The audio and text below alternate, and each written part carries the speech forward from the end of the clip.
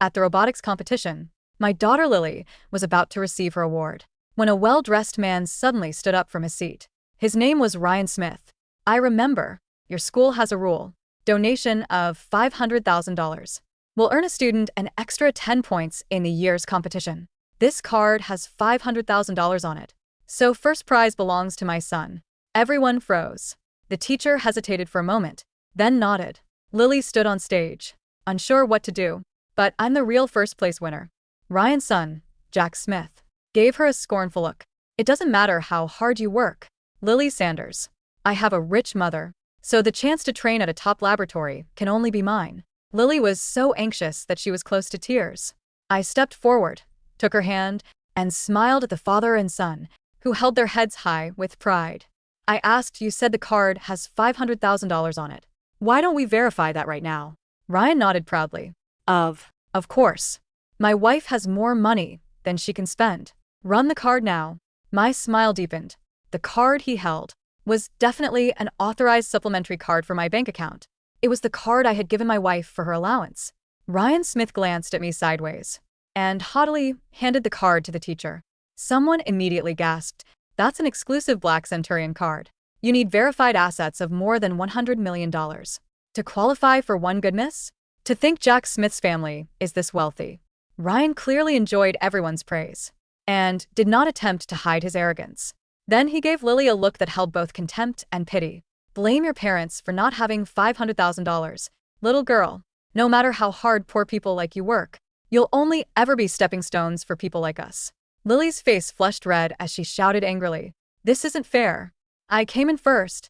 She had loved artificial intelligence since she was little and had spent 3 full years preparing for this competition. The chance to receive advanced training was everything she had dreamed of. The surrounding parents began talking over one another, and someone even sighed, "This is far too cruel for the girl." But that's what wealth means, especially at an international private school like ours. Wealth brings privilege, and fairness means nothing in the face of privilege. It's a lesson she has to learn as she grows up. Then the teacher shook her head at Lily. "Rules are rules." Jack laughed even more arrogantly. "I told you that you could never beat me, Lily. What good is talent? All your hard work is worthless in front of me." "Dad, can I go receive my award now?" Ryan gave me a smug look and said to his son, "Of course." Lily's little face turned to a frown. Her eyes turned red as she stubbornly repeated, "I came in first. I came in first." My heart ached, but her stubbornness also made me want to smile. I bent down and whispered in her ear. Her eyes widened. "Dad, is that true?" I nodded. Just watch as Jack walked toward the stage. The teacher suddenly hurried over and said, "Mr. Ryan, this card has been frozen. It can't be used at all." Ryan frowned and raised his voice. "How is that possible?" "It must be because you don't know how to use it." The teacher had no choice but to hand him the card reader. It beeped, and an automated female voice came out. "Card unreadable. How is that possible?" Ryan took a step back in shock. Several other parents could not help but laugh. "Did you find that card on the street?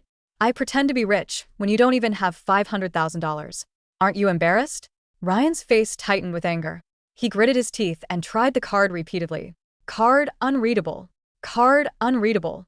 The laughter and chatter amongst the crowd grew louder. Jack became anxious too. "Dad, what's going on? I still need to take my award." I looked at Ryan's embarrassed expression and stepped forward with a smile. "Since Mr. Ryan can't pay the $500,000, the first place still belongs to my daughter." Lily had already brightened as she winked at me and started toward the stage. "Wait. Something's wrong with the card. But that doesn't mean I can't come up with the money. My son is the only one getting that award today." Ryan glared at me darkly, then made a call. The voice of my wife, Clare, soon came through from the other end. After Ryan ended the call with Clare, his pride returned.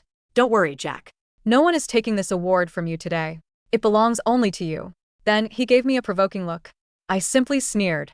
A moment earlier, Ryan and Clare had openly put their affection on display. Over the phone, he spoke so intimately that everyone around them felt embarrassed. My phone soon rang, and Clare could be heard barking at me the moment I answered. "Irvin, what's wrong with the card you gave me? Call the bank and unlock it now. Then raise the limit to $5 million. I remained calm instead. "What do you need that much money for?" "Business negotiations and client entertainment, naturally. Stop asking questions and just do it." I lowered my eyes, hiding the icy fury in them. Had controlled the company from behind the scenes. For more than a decade. Everyone who knew me understood what that look meant. Someone was about to lose everything. How ridiculous. A woman who owed everything to my family had taken a lover right under my nose and still thought she could order me around. I had clearly been too merciful and lenient, to the point that she had forgotten who the real ruler of this family was. When I said nothing, Claire sent several angry voice messages before falling silent.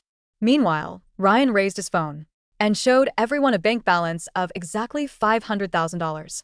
He had a polite smile on his face, but there was also a triumphant satisfaction gleaming in his eyes. Is that enough for you? I told you, $500,000 is nothing. To a wealthy family, like mine, even $5 million is just pocket change. Unlike people who live on salaries, we don't have to worry about something small like $10,000. Shot me a look, then gave Lily a fake sincere smile. Remember to choose better parents in your next life. If you have the chance, little girl, then no one will be able to steal the fruits of your labor. Lily smiled at him. No one can take what's mine, sir. I stepped forward, still smiling, and spoke without hurry. That's right. No one can take what belongs to my daughter. It's only $500,000. Kind teacher came over and held my arm. Mr. Irvine, $500,000 isn't a small amount. It may be the price of a handbag for a wealthy family, but it's an astronomical sum for a normal family. The advanced training opportunity is rare. You shouldn't gamble away your family's future over it. Several concerned parents also urged me not to act recklessly, while Ryan's bootlickers mocked me. How much could he possibly earn in a year? He wants to imitate the rich. He might even lose his house over this. Some people will do anything to show off, without considering what they can actually afford. I had always taught Lily to keep a low profile, so everyone assumed we were an ordinary working family, and that her grades were the only reason. She attended the international private school. I scanned Ryan's bootlickers. The companies connected to each of them immediately came to mind, and I already had a plan hatching inside of me. Then I smiled politely at the teacher. I'll do what Ryan does, and transfer the money into the school's account. A chime sounded from the teacher's phone. You have received $500,000. The area fell silent as the mechanical voice came out from the teacher's mobile phone. Then someone shouted, "Holy moly, Lily's father really just donated $500,000. Ryan's expression darkened. He gritted his teeth and tapped rapidly on his phone. Another automated announcement followed. You have received $1 million. The whole place went wild as the parents stared in disbelief. $1 million? Has he lost his mind? You don't understand. This is what real wealth looks like. Jack's father clearly has the money. There's really no way not to be impressed by this. After 3 large donations arrived in rapid succession, even the teacher had to wipe the sweat from her forehead. Jack puffed out his chest. Dad, you're the best. Ryan soaked up the praise and patted his son's head. Don't worry, son. Your mother said she'll support anything you want, no matter what it costs. What's $1 million to her? True. What was $1 million? She was a cheating wife who was using her husband's money to finance her lover, while they bullied her daughter. They had no idea what was coming for them. However, I was curious to see how far Claire would go for this father and son. How much money she had siphoned off behind my back. Under Ryan's arrogant gaze, I spoke hurriedly. $2 million. Everyone stared at me with wide eyes, their disbelief plain to see after they heard what I said. Has Lily's father gone crazy? Does he really have $2 million? Ryan gritted his teeth. Empty words won't help you. But before he could finish, a chime sounded, followed by the automated announcement. You have received $2 million. My smile widened. I certainly don't mind contributing more to education. Do you want to increase your donation again? I'll keep going as long as you do. My goodness, Lily's family isn't some ordinary family at all. I never would have guessed. The teacher wiped the sweat from her forehead again. Still, she simply turned to Ryan, barely suppressing the joy and excitement on her face. Do you want to increase your donation? Ryan's cold expression gradually darkened. He pulled out his phone and called Claire again. Before long, his smugness returned. He deliberately unfolded his trifold smartphone and casually made sure everyone saw the lock screen. Someone with sharp eyes immediately cried out, "That woman on the screen is Claire, the general manager of Oceanic Group. Oh, my God. She's Jack's mother. Look at the family photo on the screen." Who would have imagined that the cold, brilliant businesswoman known for dominating the corporate world could smile so sweetly? Then Lily has lost first place for good. Her father may be rich, But no one in Oceanside can surpass Oceanic Group. Concerned parent grabbed my arm and spoke earnestly. Mr. Irvine, stop trying to prove yourself. Everyone in Oceanside knows how powerful Oceanic Group is. If you offend them, no one will do business with you again. You'll lose everything. Ryan walked toward me with his chin lifted, his eyes full of contempt. I wanted to keep a low profile, but some people just have to get in my way. Do you understand now? You may have a little money, but it means nothing to a truly wealthy family like ours. I raised an eyebrow and deliberately asked, "You're saying your wife is Claire, the general manager of Oceanic Group?" "But Dad, she's clearly..." Lily almost blurted out the truth, but I quickly stopped her and winked. She understood at once and nodded. Ryan and Jack did not notice our exchange. We're too busy enjoying the endless flattery from the others. Ryan nodded haughtily at me. "Now you understand why you should fear me." Then he smiled maliciously. "You've crossed me today. However, I'm a generous man. If you grovel at my feet and slap yourself 3 times, I'll ask my wife not to hold your mistake against you. Otherwise, my wife will bankrupt your family." Then Ryan turned to Lily and said, "Forget about entering another robotics competition. You won't even be able to afford school." Lily glared at him. I've never met anyone so shameless. And she immediately spat in Ryan's face. Jack lunged at her viciously. "Why, you little witch. How dare you spit on my dad?" My expression hardened, as I reacted instantly and shoved him to the ground. He screamed, "Dad, my knee is bleeding. It hurts." Ryan glared at me. When he saw Jack's raw, bloody knee, his eyes turned menacing. "There's no way to end this peacefully now. My wife will be here soon. Oceanic Group's legal team isn't to be trifled with. You and your daughter can spend the rest of your lives in jail." I raised an eyebrow. That would save me the trouble of finding another way to call Claire. Over. The company's special assistants and top legal experts were already on their way, with the divorce papers and Claire's termination notice. Today would be the end of the line for these 2 idiots. As soon as Ryan's groupies heard that Claire was coming, they rushed to fuss over Jack in hopes of impressing her. At the same time, their insults toward me grew more vicious.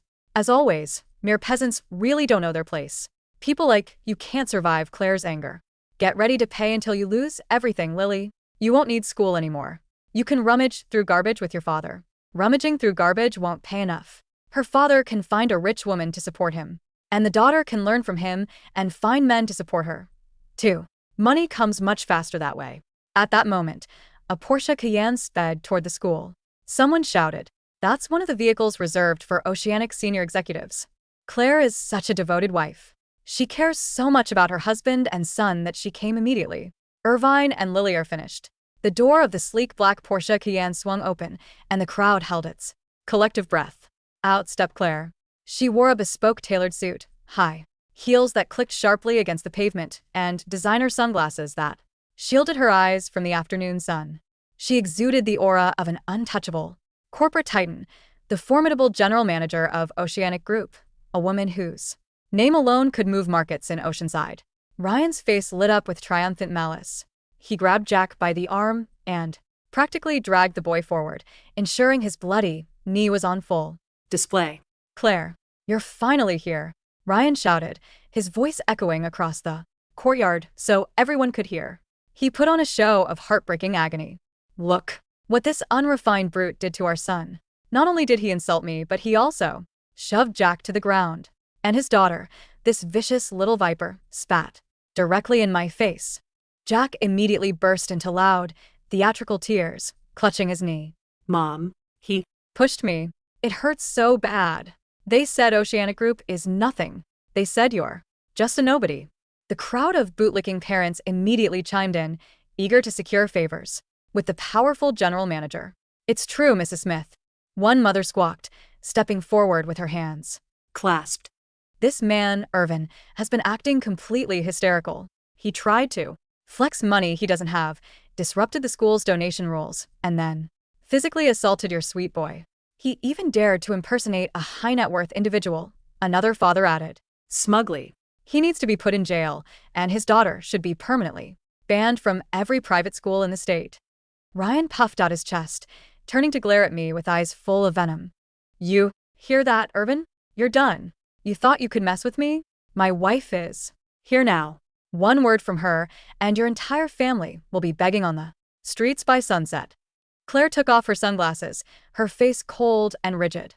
She glanced at Ryan, then at Jack's minor scrape, and finally turned her head toward me and Lily. The moment her eyes met mine, the icy composure on her face instantly shattered.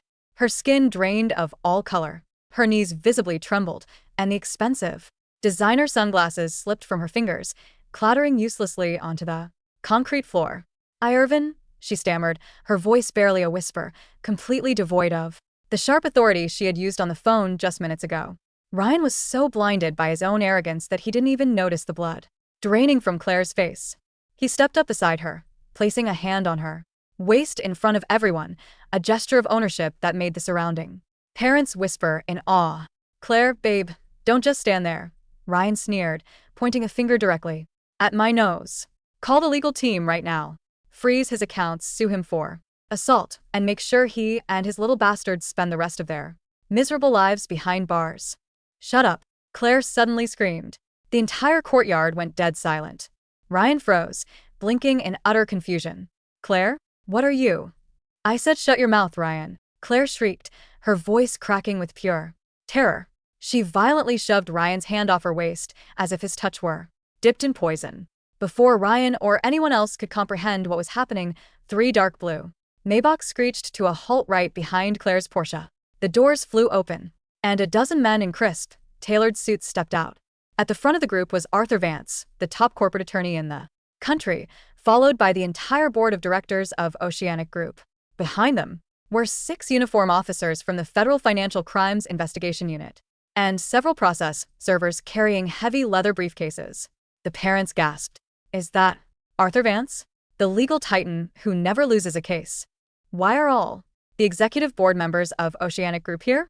Did Claire bring the entire board just to crush this guy?"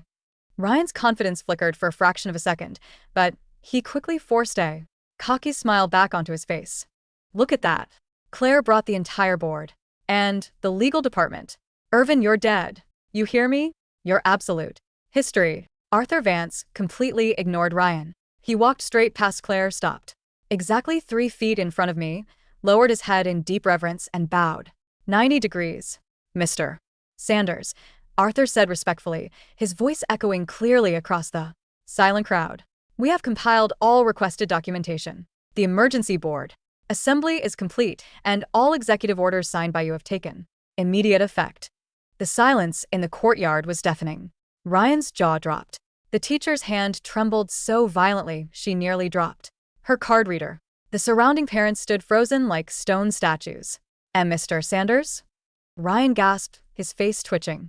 "Arthur Vance, why are you bowing to this salaried nobody? He's just a poor guy whose daughter goes here on financial aid." Arthur Vance turned around, his eyes narrowing like razors as he looked at Ryan. "Salaried nobody? You ignorant fool. You are standing in front of Irvin Sanders, the founder, sole proprietor, and 85% majority shareholder of Oceanic Group. The man who built the entire empire from scratch before stepping into the background to raise his daughter." Boom. It was as if a thunderbolt had struck the crowd.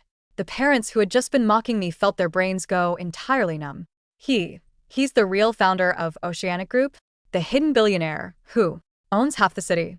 Then what is Claire? I stepped forward, gently resting my hands on Lily's shoulders. Lily looked up at me with a brilliant, triumphant smile, while I looked down at Claire, whose hands were shaking so hard she could barely stand. "You asked me on the phone what was wrong with the card I gave you," I said, softly, my voice calm, smooth, and laced with absolute authority. "The Black Centurion card is registered under my personal master asset account. When I saw an authorized supplementary card being swiped at my daughter's school for a corrupt bribe, I froze it with a single tap on my phone." I looked at Ryan, whose face had turned from red to an ashen gray. "You told my daughter to choose better parents in her next life," I continued, stepping closer to Ryan. "You said poor people like us are only stepping stones for people like you. But the money you were using to posture, the car your lover drove here in, the luxury clothes on your back, and even the allowance Claire gave you every month, every single cent came from my pocket." Ryan gasped, stumbling backward until he hit the side of the school wall. No, that's impossible. Claire told me she was the boss. She said she controlled everything. She lied to you, just like she lied to me. I replied coldly. I gestured to Arthur Vance. Proceed. Arthur opened his briefcase and pulled out a stack of legal documents stamped with official red seals. He stepped up to Claire, who was already on the verge of tears. Claire Smith, formerly Claire Sanders, Arthur announced loudly. As of 10 minutes ago, by unanimous vote of the board of directors under the instruction of Chairman Irvin Sanders, you have been officially terminated from your position as general manager of Oceanic Group. Claire collapsed to her knees on the pavement. Irvin, please. Listen to me. It's not what you think. Ryan tricked me. He seduced me and manipulated me. Save it for the judge, Claire, Arthur said ruthlessly, handing her the papers. Furthermore, the corporate audit unit has uncovered that over the past 3 years, you have embezzled more than $40 million in corporate funds to finance Ryan Smith's fake logistics company, purchase luxury real estate under his name, and buy high-end vehicles. The Federal Financial Crimes Unit has issued a warrant for both of your arrests. 2 federal officers immediately stepped forward, pulling out silver handcuffs. No, you can't do this to me, Ryan screamed, suddenly losing all his composure. He tried to turn and run toward the school gates, but 2 officers tackled him to the ground, slamming his face into the dirt and snapping the cuffs onto his wrists. Jack, help me. Claire, do something. Ryan sobbed wildly, all his previous arrogance melting into pathetic cowardice. Jack, seeing his father tackled and cuffed, froze in horror. He looked at his mother kneeling on the ground, weeping hysterically, and then looked at Lily, who stood proudly beside me, completely unharmed. Dad, Mom, Jack whimpered, his face pale as paper. I didn't even waste a glance on Ryan. Instead, my eyes slowly swept across the group of parents who had been cheering Ryan on moments earlier. The parents flinched. Several of them turned pale and began to tremble. Mr. Sanders, we didn't know. One of the fathers stammered, sweating profusely. We were deceived by Ryan. We had no idea he was just a leech. Is that so? I asked with a light smile. Arthur, who are these gentlemen? Arthur pulled out a tablet. That is Mr. Miller, CEO of Miller Tech. His company relies entirely on a supply contract from Oceanic Group. Next to him is Mr. Davis, whose construction firm has a $10 million loan pending approval from our banking subsidiary. I nodded casually. Cancel the supply contract with Miller Tech immediately. Demand full repayment of the loan from Davis's firm by 5 o'clock today. If they cannot pay, initiate liquidation proceedings. Understood, Chairman. Mr. Miller's eyes went wide. He collapsed onto his knees right beside Claire. Mr. Sanders, please. My company will go bankrupt. I have a family to feed. You had no problem telling my daughter she would have to search through garbage for a living 5 minutes ago, I said coldly. Fairness means nothing in the face of privilege, right? That's the lesson you said she had to learn. Today, I'm giving you the same lesson. Mr. Davis fell to the ground as well, weeping and slapping his own face. I was wrong. I was blind. Please, Mr. Sanders, give us a chance.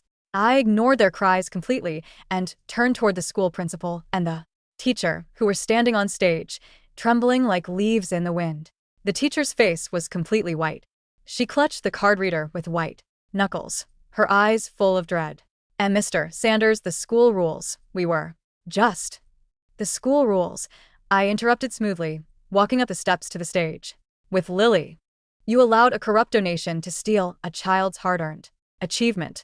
You looked my daughter in the eye and told her that talent and hard work mean nothing in front of money. The principal shoved the teacher aside, bowing repeatedly to me. Mr. Sanders, this was entirely her decision. The school board will fire her immediately. We will strip Jack Smith of his qualifications and ban their family permanently. No need to fire just her, I said calmly. Oceanic Group owns 60% of this private school's endowment fund. As of right now, I am revoking all funding. The Board of Trustees will be replaced, and a thorough investigation into institutional corruption will begin immediately. The principal gasped, clutching his chest as if he were having a heart attack.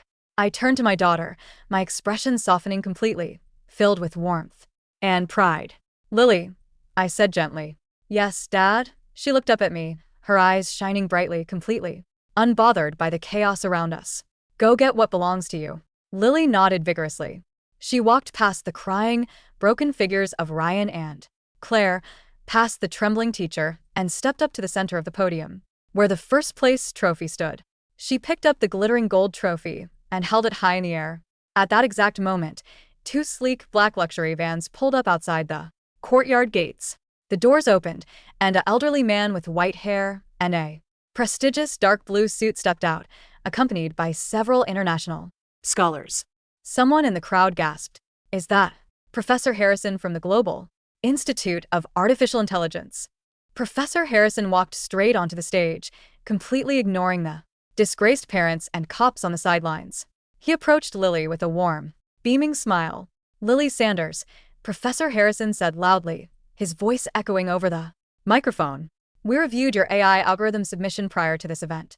Your work on neural networks for autonomous systems is not just impressive for a student, it is groundbreaking for the entire industry." Regardless of any petty donation games, the International AI Laboratory had already unanimously selected you as our sole recipient for this year's Advanced Fellowship. The crowd broke into hesitant, breathless applause, which quickly grew into a roar as the parents realized the true extent of Lily's brilliant talent.